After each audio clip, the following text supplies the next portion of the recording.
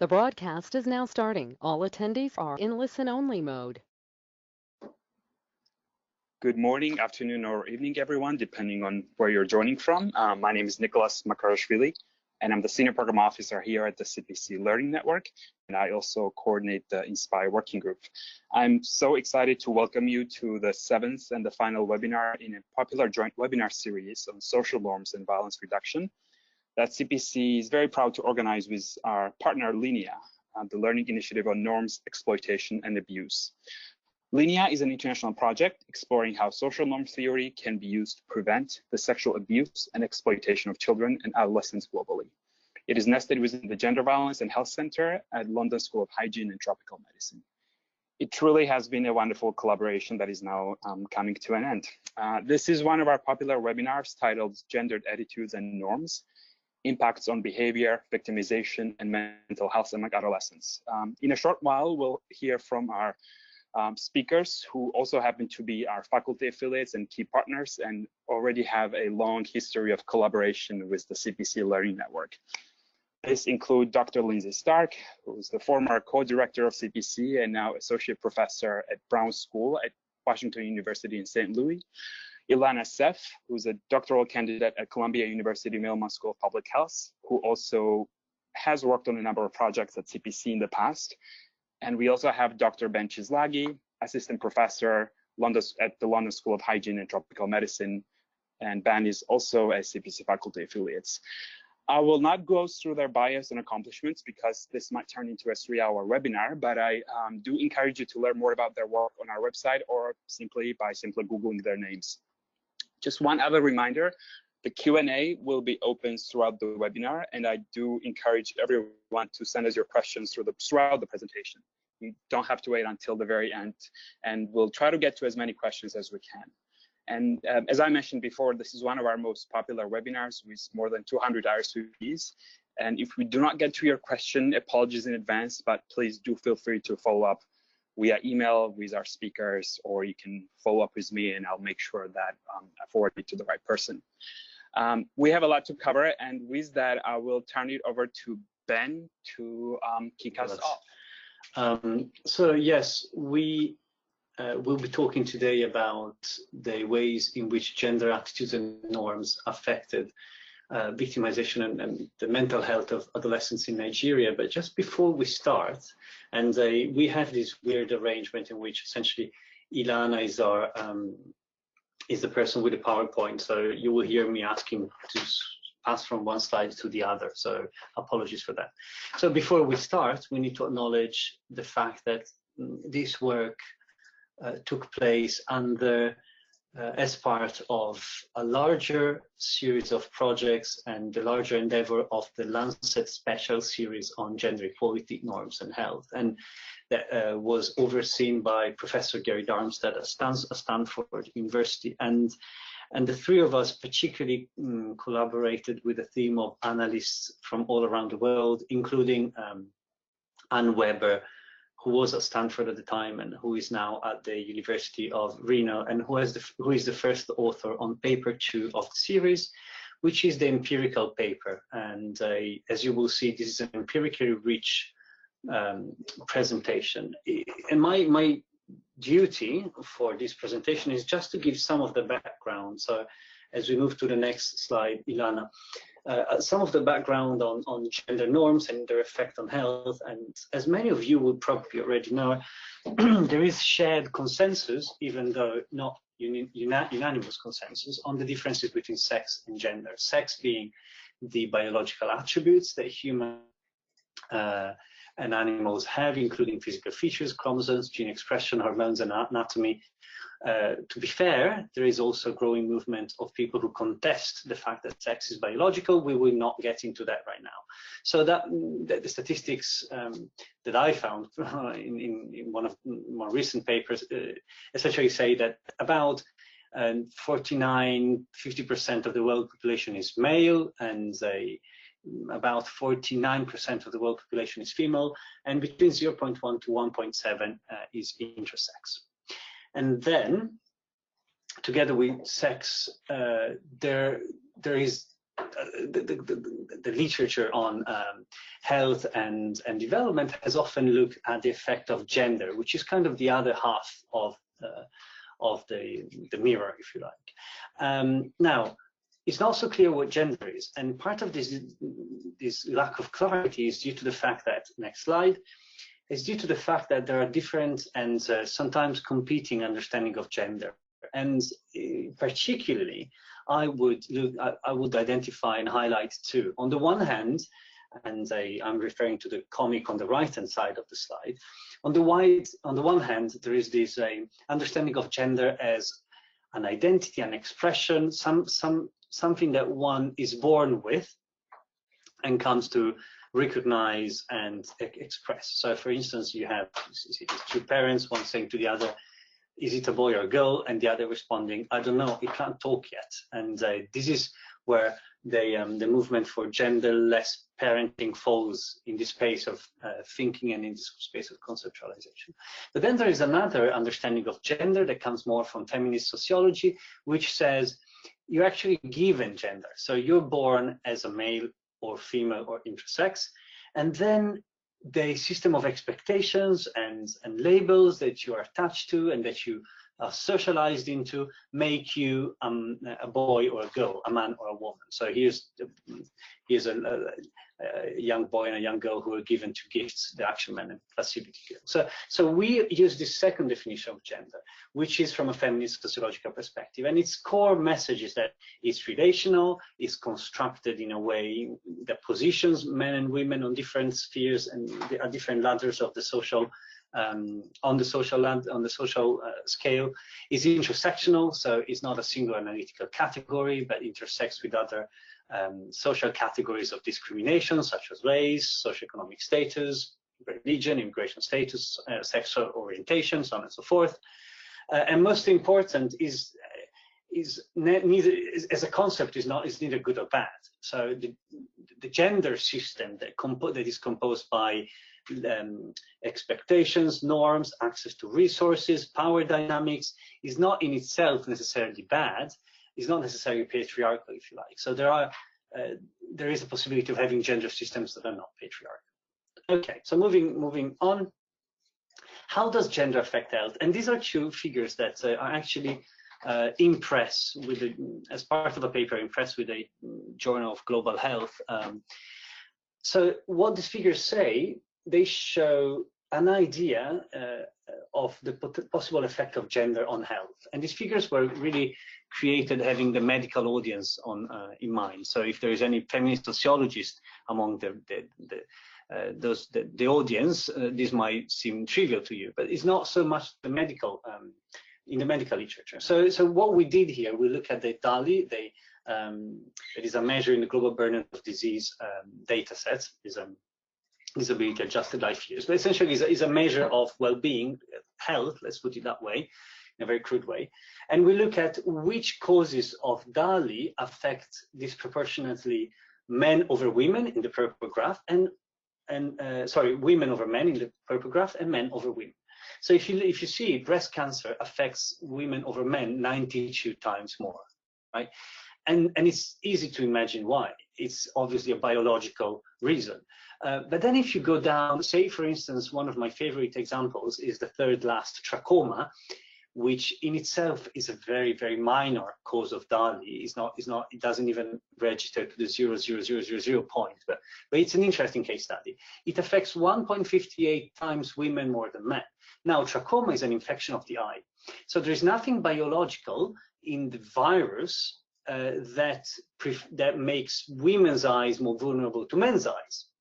But the biggest vector of trachoma is children, and since women's roles include more often than for men's the caregiving of children, then they are more exposed, more vulnerable. They're more exposed to the vector trachoma. And then on the other side, I'll just give an example. If you take a nice example is pneumoconiosis, and many of you would not know. I guess I didn't know. This is an infection of the lungs. And the reason why this disproportionately affects men is because it's a health condition that is mostly developed when people work in mines. and it is much more common for men to work in mines rather than for women. And then you will see that there is also another example, could be liver cancer, and this is mostly associated with part of it is due to drinking. And this is interesting because actually the female body is more sensitive to alcohol, yet we see that men develop greater, because of gender, not sex, men develop greater health-related conditions. Okay, so this is just to give an introduction on the effect of gender and health. And gender has many constituents. We talked about identity, boys and girls, as practices, roles, and norms. And all these constituents really intersect in shaping relations of power. But we are going to look a little bit more specific in the next couple of slides about at gender norms as a construct. So gender norms came out in the feminist literature and in the feminist activism as a construct already in the 70s and 80s, and then really in the 90s, where gender went mainstream, when you had governments, organizations, and NGOs all bringing gender as a priority, and then in a way that was expansive, obviously. And then even in the academia, it increased, and this is a search that Laurie Heisey at Johns Hopkins conducted, and you will see that in the period 1985 to 1990, there are about 300 Google Scholar mentions, and then a decade after, you have 16,000 mentions on Google Scholars. And then this is when gender theory flourishes. With conceptuals of hegemonic masculinities versus non-hegemonic, and toxic masculinity, so that gender norms become a meaning, conveying different meanings, including also and very strongly associated with patriarchal ideologies, power relations, gender-related attitudes, rigid roles, and the social constructions of masculinity.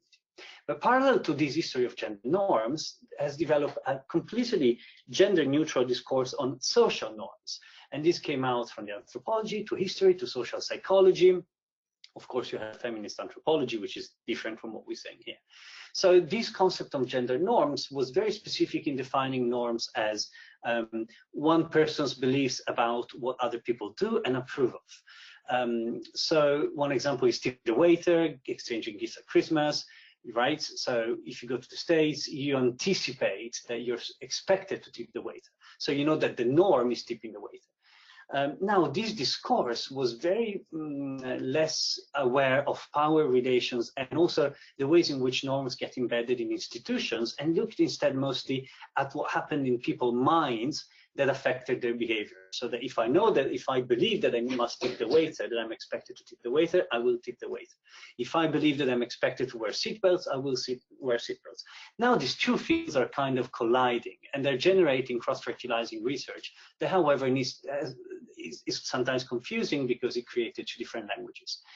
In the next slide, which is my last slide really, we offer a potential for harmonization between these two fields of gender and social norms, gender norms and social norms, in which we define gender norms as social norms that define what is expected of women and men in a given social group or society. Women should wear makeup at an important business event. Men should wear a tie, or a bride should wear a dress, and a groom should wear a jacket and trousers. So these norms shape acceptable, appropriate, and obligatory action for males and females, to the point that they become a profound part of people's sense of self. And this part of the sense of self was not that present in the social norms literature, is more in the gender norms literature. Actually, and well, I won't get into that, but maybe that should be moderated a little bit with identity theory. They're both embedded in institutions and nested in people's minds. So you have potential institutional policies that are disadvantageous to women because they don't take into account, take maternity leave, right? They take states and governments that don't allow shared parenting leaves. They are disadvantageous to women because then they kind of oblige women to take maternity leave versus fathers to take paternity leave. But they're also in people's mind. They structure women's and men's often unequal access to resources and freedoms, thus affecting their voice, agency, power, and social position. And what Ilana and Lindsay are going to show us in the next slides is how these gender norms actually affected experience of violence of adolescents in Nigeria, in a way that was in the way we found in the VACS data survey. Great, thanks so much, Ben. So as Ben mentioned, we're going to present two streams of analysis that we undertook. I'm going to present the first case study and Lindsay will present the second. And both case studies employ the same data. So we use the violence against children survey data from Nigeria. So the VACS have been implemented in several countries to date. I'm sure many of you are familiar with these surveys. They're designed to measure physical, emotional, and sexual violence against girls and boys, but they also collect quite a bit of information about risk and protective factors, the health consequences of violence, respondents' knowledge and utilization of services, and identify potential areas for further research. So these surveys are representative at the national level for 13 to 24-year-old males and females. And the surveys use a multi-stage cluster sampling design. And additionally, in order to protect the confidentiality of respondents, the surveys employ what we call a split sample approach. So this means that the primary sampling unit from the first stage of sampling, in this case, it's the enumeration areas are pretty much similar to a community, so in close geographic proximity to each other, all of the individuals within the PSU. And in this case, each PSU will be either all female or all male. And so this is really done to minimize the chances that both a perpetrator and a victim of the same incident of violence will be interviewed. And so as I mentioned, we use the VACS data from Nigeria, which was implemented in 2014. And just to give a bit of context, the data collection occurred a few months after the Boko Haram kidnapping of schoolgirls in that year. And so, as I mentioned, the clusters or the primary sampling units are similar to communities, and up to about 20 respondents were surveyed per PSU. And so in total, there were about 143 and 206 female and male clusters respectively. And you can see about 1,766 females and 2,437 males. And the first case study that I will present is utilizing only the female data, and the second case study utilizes male and female data. So the first case study is looking at female labor participation and risk of IPV.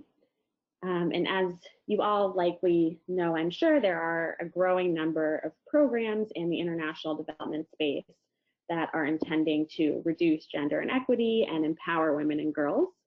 And many of these programs focus specifically on financial and economic empowerment. So these are programs that teach girls or female adolescents marketable skills. They might work to increase their access to microcredit or loans, and they support overall financial autonomy and literacy. And while these programs have certainly demonstrated improvement in these economic outcomes, there have been mixed results with respect to intimate partner violence, or IPV. And so it's important to understand how these programs might impact the risk of IPV, certainly from besides a rights perspective, from a health perspective.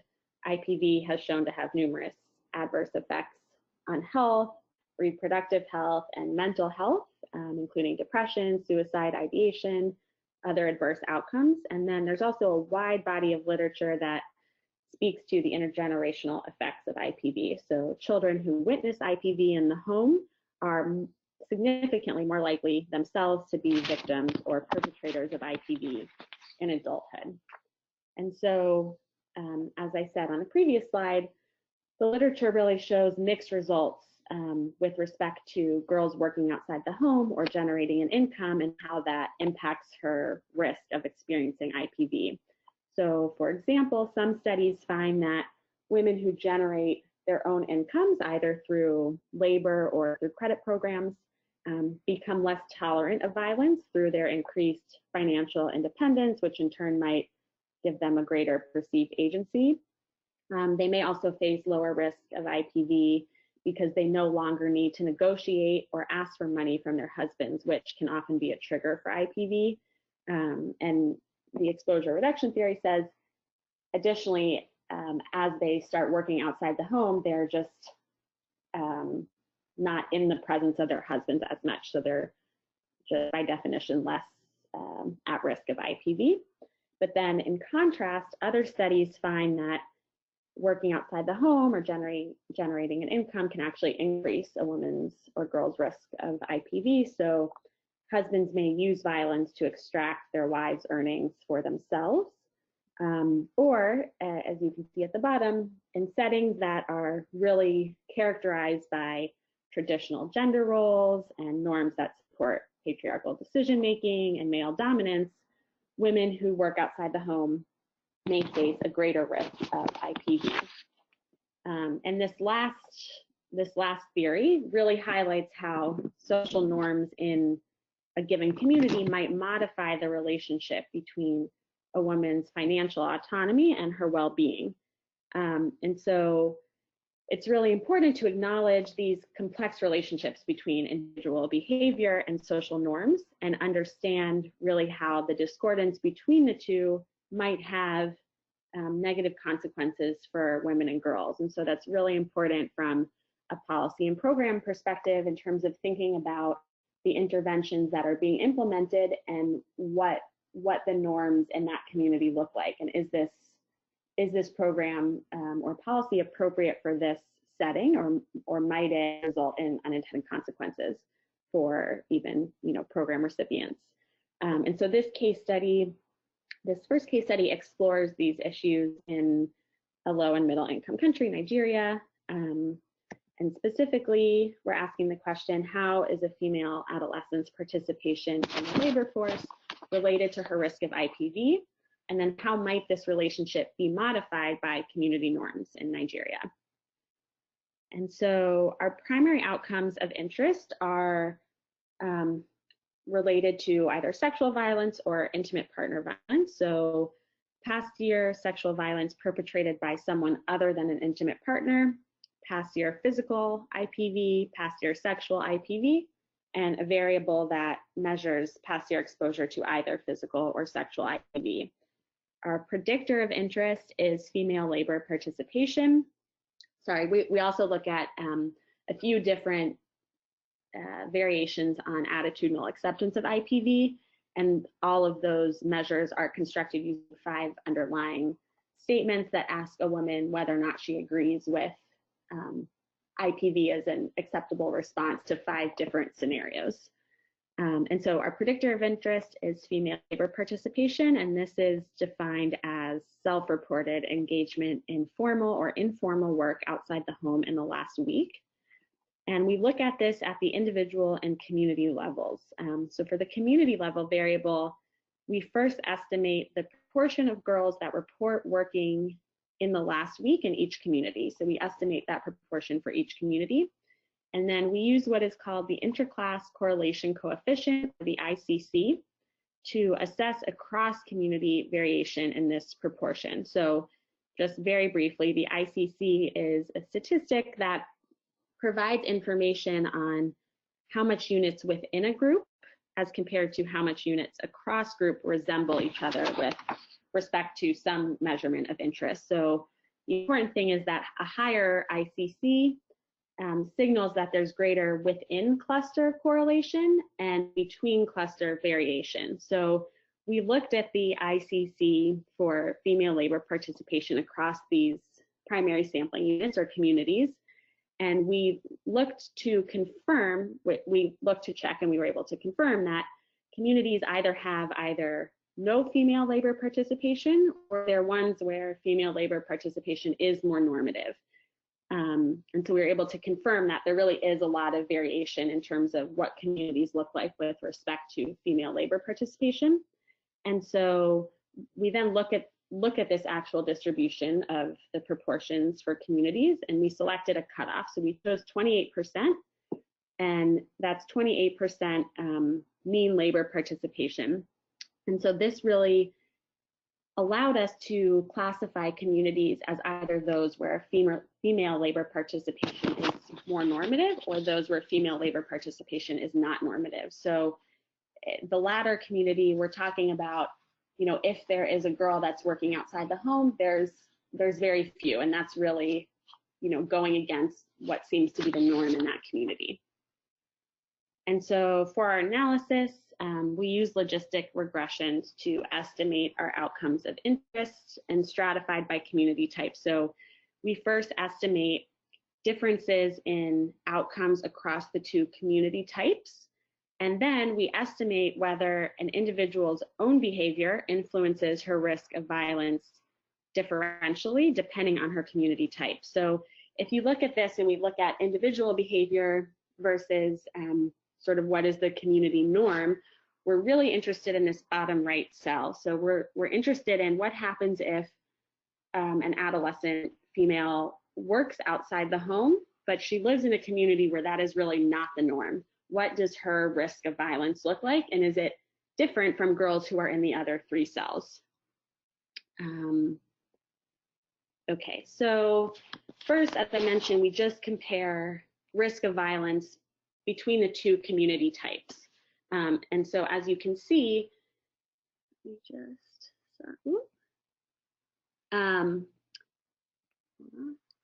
so as you can see, a girl's risk of sexual violence looks quite different between the two community types. So communities where female labor participation is more normative, the chances of experiencing sexual violence are significantly higher, 20.4% compared to 12.6% in communities where female labor participation is not normative.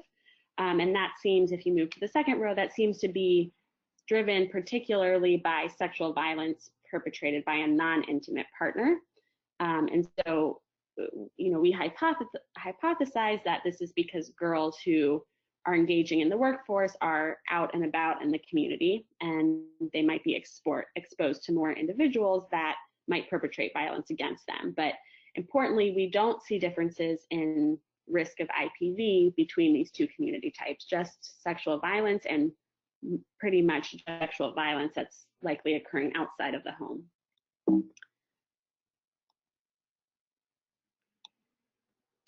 And so then we look at a girl's individual behavior, so her working outside the home, separately within the two community types.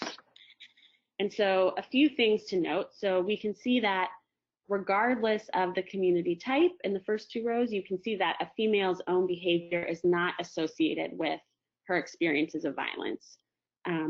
So no matter, if she lives in a community where female labor participation is not normative, she's just more generally at risk of sexual violence, but her own behavior does not influence that, no matter what type of community she lives in.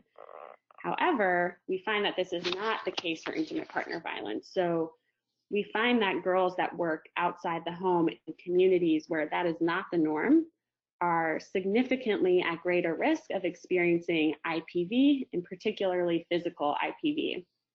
And we don't see this same association or same relationship in communities where female labor participation is more normative. So in those communities, which just for shorthand, you might consider are more progressive, a girl working outside the home does not influence her risk of violence. And then we also find that these women who are working outside the home in communities where that's not the norm also have attitudes that are less accepting of IPV. And not only that, but less accepting of IPV as related to scenarios that might be associated with working outside the home. So if the woman goes out without telling her husband, or if she neglects the children. So in summary, we're hypothesizing that men are essentially using violence to punish their partners for transgressing the norm around female labor. And this may be because they feel that they're being threatened in their role as male breadwinner, or even just because they are sort of breaking or transgressing that norm. But we also find that these quote unquote transgressors may be more gender progressive, as we saw with their attitudes that are less accepting of IPV. So this sort of hints to us that women that are working outside the home, they may be more progressive and they're sort of initiating this change in communities, but because they're starting this change and the community is not necessarily yet on board, they are facing consequences for doing so. And so this is really important when we think about policies and programs, even beyond programs that are working to reduce violence. So coming back to the beginning, if we're talking about programs that are looking to increase or improve women's financial status or working status, it's important for those practitioners and policymakers to really think about what are the community norms like, and is it appropriate to implement a program like this without also incorporating normative messaging around gender role dynamics and masculinity and similar things, so that the program doesn't have unintended consequences that might hurt in addition to helping these women and girls. And I'll hand it over to Lindsay. Great, thanks, Ilana, and hi, everybody. It's so nice to see so many friends and colleagues in the attendance list. So now that Ilana has very skillfully taken you through a very complex case study, I have the lucky task of walking you through a second, much simpler case study using the same Nigeria VACS data and looking at the relationship between perpetration of intimate partner violence and mental health.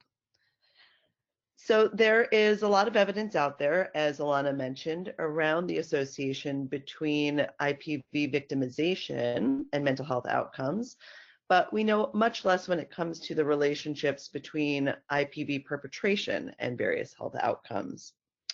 The few studies that do tend to focus on non-representative samples, focus almost exclusively on male perpetrators, and tend to be based on data from high-income contexts.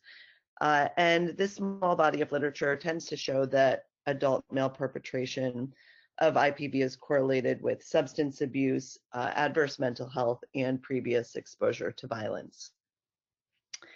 The results that I'll be presenting today are some of the first to look at both sexes using nationally representative data from a lower middle income country.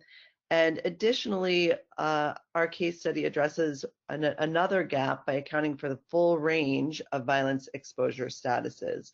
So that includes victimization versus perpetration versus reciprocal IPV. And I'll talk through that a little bit more in a moment. So in this case study, our predictor of interest is self-reported lifetime perpetration of IPV. And then we looked at 4 specific outcomes of interest related to mental health: severe sadness in the last 30 days, feelings of worthlessness in the last 30 days, alcohol use in the last 30 days, and ever having contemplated suicide. And again, we use logistic regressions to estimate the relationship between IPV perpetration and each of these outcomes. And all of the regressions were estimated separately for males and females in order for us to then be able to explore how these relationships might be gendered. All of the models control for age, marital status, and schooling, and in addition, estimated the models first with and then first without and then with controlling for violence victimization. And at the bottom of the slide, you'll see that we conducted additional sensitivity analysis, and again, I'll talk about that a little bit more within the results. So before getting to our main findings, I just wanted to say a little bit about our sample. Compared to males, females were significantly more likely to be married and less likely to have ever attended school.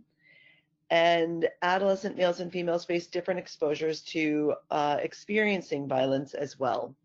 So males were more likely to experience physical and emotional violence, and females reported higher rates of experiencing sexual violence and intimate partner violence.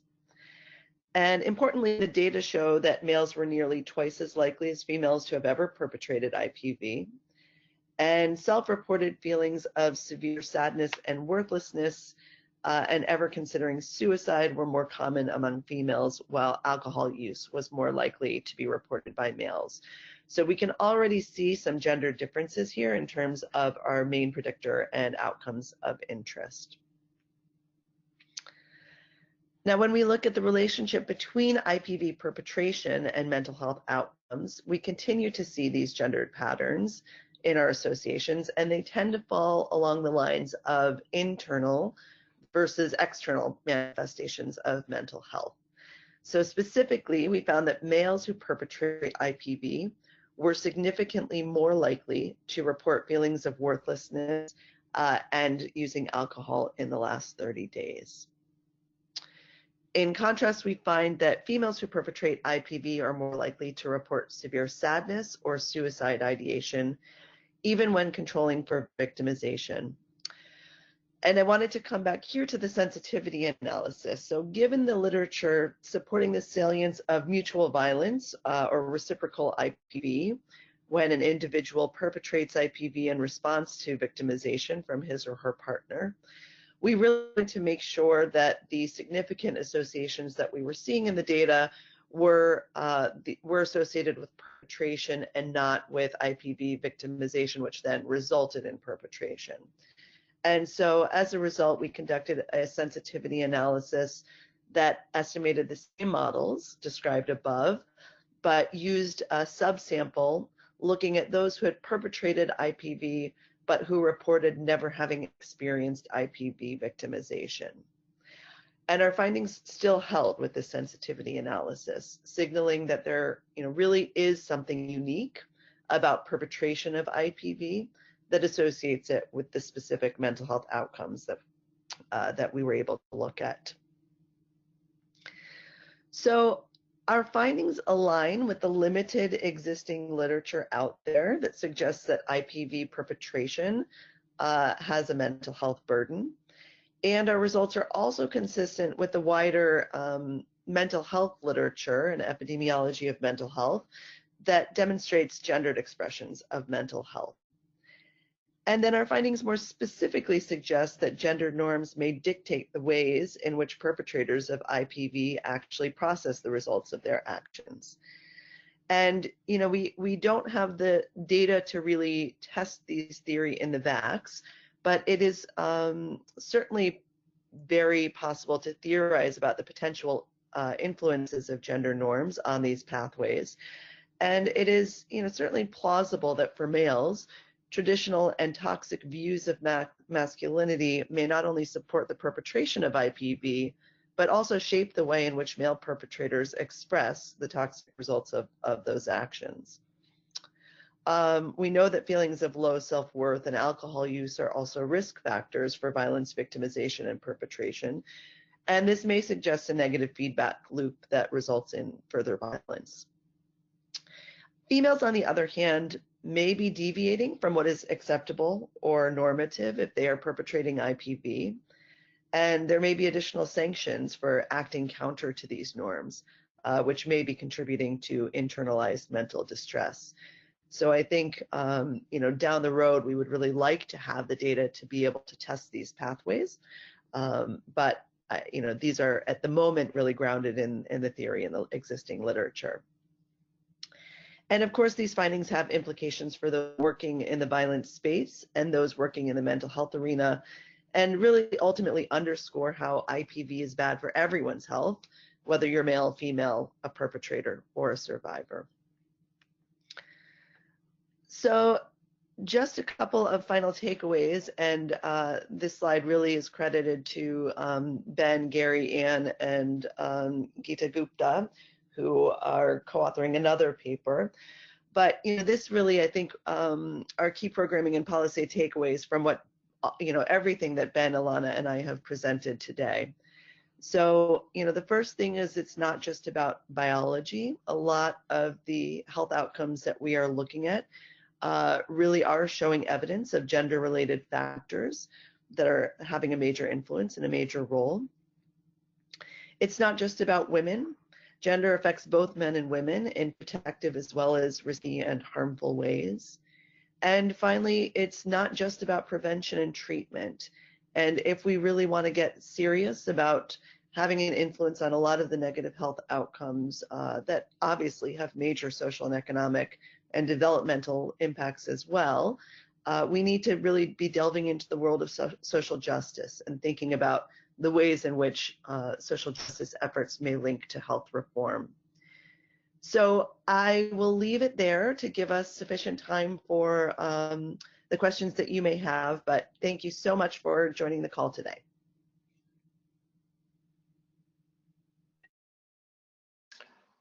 Thank you so much, Ben, Ilana, and Lindsay. That truly was a fascinating insight into links between gender norms and intimate partner violence, and has already sparked a lot of interesting questions. So we'll just get started with the Q&A, again, which will last 20 minutes. So just another reminder to type in your questions in the questions box. And because we have so many participants on the webinar, we'll do our best to get to as many as we can. And these questions are, I think, relevant to all of your parts. So I'll let you decide which one of you wants to respond.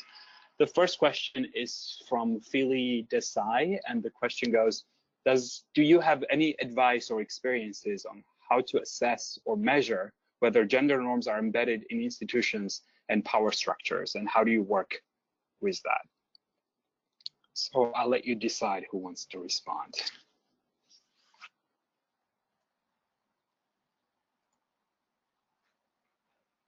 I can try to just Thanks, quick. Yeah, I have one of my students is doing a policy analysis. One example that Lori Heisey often does that to me is very interesting is the tenure policy within the US academia. And I'm not in the US academia, so I might not say this exactly right, but the idea is that you have 5 years after your PhD to get tenure, otherwise you're out. But by the time you finish your PhD, you're likely to be 28, and the next 5 years are really when a lot of women decide to have children. So this policy she opposed, and I think she's right, in a way, is discriminatory towards women, and part of the problem. So and by the way, hi Philly, and I know why you're asking this question, but I guess one of the ways is doing policy analysis and discourse analysis within local policies and organizational rules, and then we can discuss via email what my student is doing if it's helpful. Thank you, Ben. And this next question is also from Philly, and the question is, how do you approach asking young children about social norms? Because sometimes social norm questions can be quite complex for youngsters to understand. Any advice on that? Yeah, so I can take a first stab at this, and then if Ben or Lindsay wants to jump in. So I think you're right that it is very complex, and it does, if you're asking a true norms question, you are not just asking an individual about their own attitudes, you're asking them to reflect on what they think about others' behaviors and attitudes. And what's nice about what we've done here, at least in the first case study, is that we're actually using a proxy for what is normative. So the VACS surveys don't actually ask any norms questions. They ask attitude questions. And then we use, in this case, we looked at a behavior variable to see how that varied across communities and whether or not that was that behavior was under normative influence. But a lot of folks have done similar things with the attitude questions around IPV, and there's also some attitude questions about gender roles in the VACS surveys. And they use aggregate measures of those variables at the community level as a proxy for norms. And it's not a perfect proxy. It's not actually necessarily reflecting what someone thinks about others' behaviors. And certainly that is trickier, particularly in a quantitative setting, but I think there are ways to get at that qualitatively, even for children to understand with vignette approaches. And I don't know if Lindsay or Ben wants to talk about those as well. Yeah, I mean, I was just going to say that I think vignettes have been shown to be a really nice qualitative way to, paint a picture with a child descriptively, where they can talk about, what would be normal, what would be acceptable, what would happen to a child or an adult who transgressed, certain norms. So I do think qualitatively we've in some ways cracked this nut a little bit more easily than through some of the quantitative measures. I have nothing to add. Thank you. Our next question is from Ahmad Faraz. He's asking if you would be able to elaborate more on normative messaging approaches. In what components of programs are we incorporating these messages? And are we able to identify some indicators to grasp the effectiveness of these messages? I don't know which one of you wants to respond to that.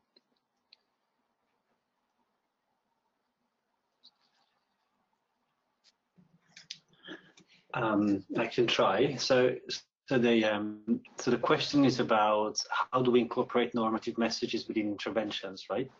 That's right. Yeah. So I guess that's a very important question, and I think that deserves a longer conversation. I think in most of a national strategy, or you're thinking of a local strategy. A national strategy might speak to a very heterogeneous community. A regional strategy might speak to a very homogeneous community. There are many, many things that need to be taken into consideration. I'll just give one insight, and then I'm happy to discuss this further another time. But one insight is on the in-group and out-group. So imagine I lived in Senegal for a few years, and one of the things that we found, I did an ethnography of the Fulani population, and one of the things that was repeatedly told is that the people in my community told me, the Wolof, which was the ethnic majority, they have lost their way, which is why, essentially, we are sticking up even more to our traditions. So that means that if you do a communication and you get the group wrong, you might actually achieve the opposite effect, because the group that you're trying to reach actually wants to differentiate themselves from the other group. So just a last example, imagine you want to do an anti-smoking campaign, and the people who are smoking is the working class, and you put all these people wearing nice clothes, drinking champagne in a castle, saying, oh, we stop smoking and we disapprove of smoking. And the working class says, well, of course, but we are not them, so to differentiate for them, we should smoke even more. So that's just one insight, and there's many. And the Learning Collaborative, if you Google Learning Collaborative on social norms, they have a lot of interesting insights that you might learn from, that I learned from, certainly. And I'll just add a couple of things to that, Ben. I mean, I'm looking at, again, the wonderful list of people who are on this call. I think many could probably add a lot of helpful insights in response to this comment. But, I think another piece, and again, Ben, I know you've talked about this a lot, is really differentiating between attitudes and norms in communities. And when it is the case that actually people's attitudes predominantly differ from what the norm is. So yes, there's this norm of it is acceptable for everybody to hit their wives, but in the privacy of my own home, I actually don't feel that's right, and I'm not doing that. And being able to actually bring out those voices and show communities how actually highly prevalent these attitudes are that kind of counter the norm can also be, one effective way to sort of counter and slowly change the norm. Great, thank you both. And we have a lot more questions here. And the next question is related to working in humanitarian settings. This comes from Lotti at Plan International.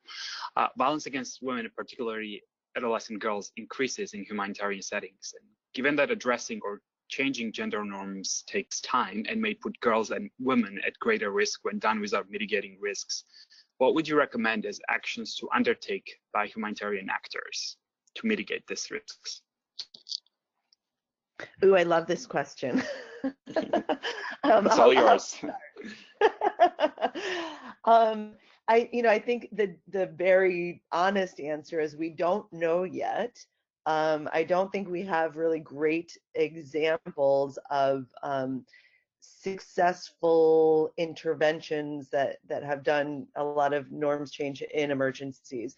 But one thing that we do know is that during emergencies, just by the reality of the situation, it often actually shifts norms and allows, for example, women and girls to act in ways that they have not acted before. And obviously in some cases, this can be harmful and negative. We see in many situations higher rates of child marriage and other harmful practices.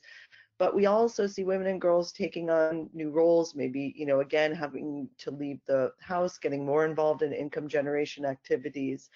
And I think, I think one of the more extreme examples is actually children involved with armed groups and armed forces, where women and girls may even become leaders in some of those settings. So I don't think we really know enough yet about how to catalyze on that sort of liminal space and build it into interventions that are resulting in positive norms change. But I think there's a lot of work to be done there.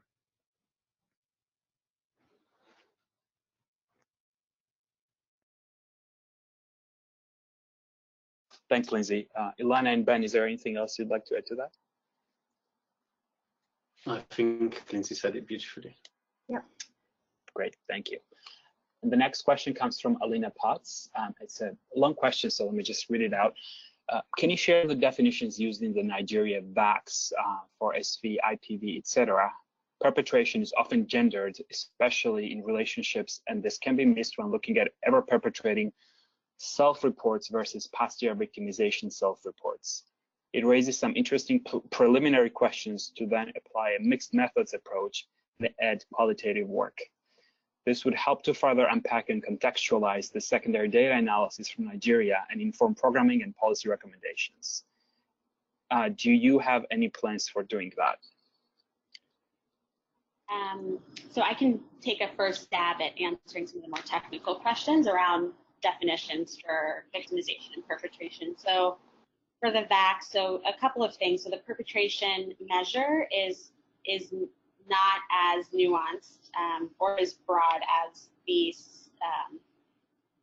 victimization variables. So sexual violence in this case includes unwanted sexual touching, attempted forced sex, coerced sex, and completed forced sex. So if any of those things have happened in the last year, as we're looking at past year, at least for the first case study, for the second case study as well, actually, for victimization, if you've reported any of those incidents in the past year, you would receive a 1 and a 0 if you have not.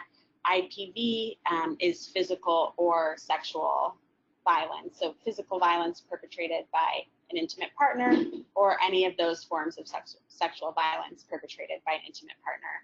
The perpetration question in the Nigeria VACS is measured using 2 separate variables, one for intimate partner and one for not for anyone. And so that's basically just asking about forced sex, if you've perpetrated forced sex, and it's unfortunately we can't get past year for that. So the question is just, have you ever perpetrated forced sex against a current or former intimate partner? And so there is, that is one of the limitations of the current analysis. And I think we would love to do additional qualitative work, both for the second case study and for the first case study, to try to unpack some of these hypotheses that we've theorized about. And I can, if Lindsay or Ben want to jump in now as well. Yeah, I'll jump in quickly to say, and I think Alina, this as well, that the CDC, really does encourage that countries that are undertaking VACS do qualitative work alongside the quantitative. I'm not actually sure what was done in terms of Nigeria. We didn't really get access to any qualitative data, but I as a mixed methods person, always think that including qualitative gets you much more. You know, I think the survey gets you a lot of really rich information that ultimately just raises many more questions that we would love to be able to explore quantitatively and qualitatively. The one other piece that I think this raises for me that that we've had a lot of conversations about is, you know, there are some really nice questions in the data about, is it acceptable for a husband to beat a wife when X, Y, and Z happen? It would be really great for social norms analyses purposes if we had kind of a counter version of that. Is it acceptable for a wife to beat a husband when X, Y, and Z happened? And that would have actually allowed us to do more with the data than we were able to do. Great, thank you, Ilana and Lindsay. The next question comes from Ann Ekman, and she's asking if you've had an opportunity to consider how rates of young men's access to employment and earning resources in communities may be another kind of dimension that may influence intimate partner violence, in conjunction with looking at young women's accessing work outside the home. So I can also take a first stab at this one, and that's a really great question and one we thought about quite a bit. One reason we were limited with this data is going back to the split sampling approach that the VACS uses. So we use community as our sort of proxy, or we use the primary sampling units as our proxy for communities.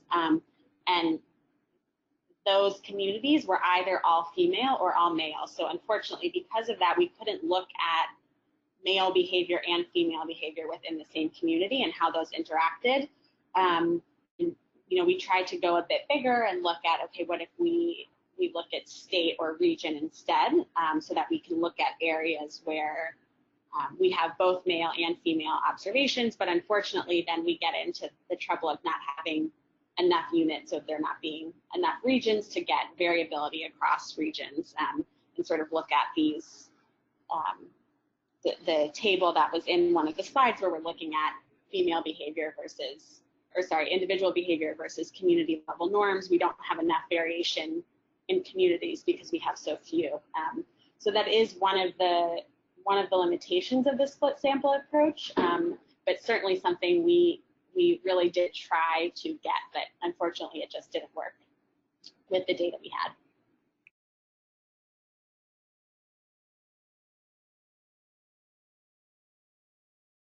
Thanks, Ilana. Ben and Lindsay, do you have anything else to add to that? Otherwise, I'll move to the next question. Nothing from me. Yeah, I'm happy to move on in the interest of time. Great, thanks. So we have time for maybe one more question. So I'll try to combine these two questions from Emily and Reem. The first question touches on kind of the impact of women's level of education, IPV, and the next question kind of asks about linkages between FGM and young women's participation in the labor force, and whether or not it's part of the mix or DHS survey, or yeah, so those kind of two questions together. I don't know if you want to take a stab at it.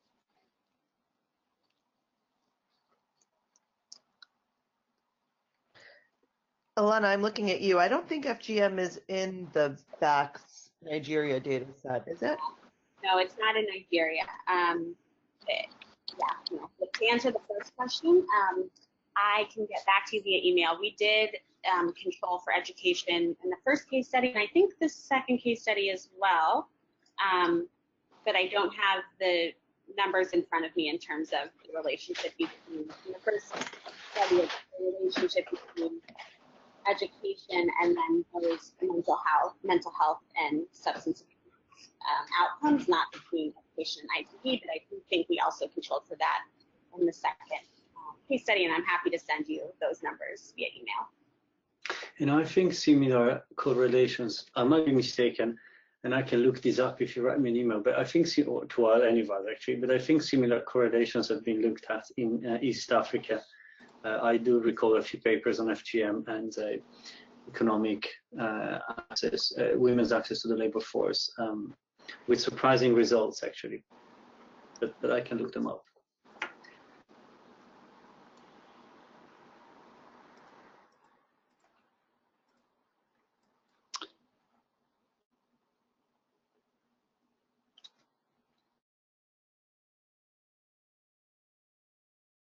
Sorry, hopefully you can hear me. I'm having some technical issues here, but we are out of time, but I just wanted to thank you again for joining today's webinar, and a special thank you to Ben, Lindsay, and Ilana for truly fascinating presentation. Hopefully you can see the slide with our contact information. Here you'll also find the emails for our panelists. So if there are questions, if your question was not answered today, I encourage you to reach out to them directly.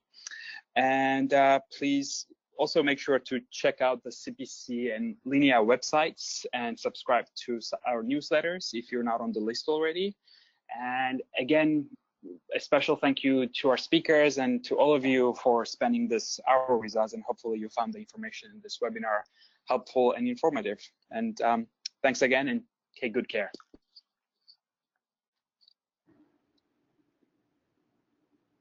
Thank you. Thank you, guys.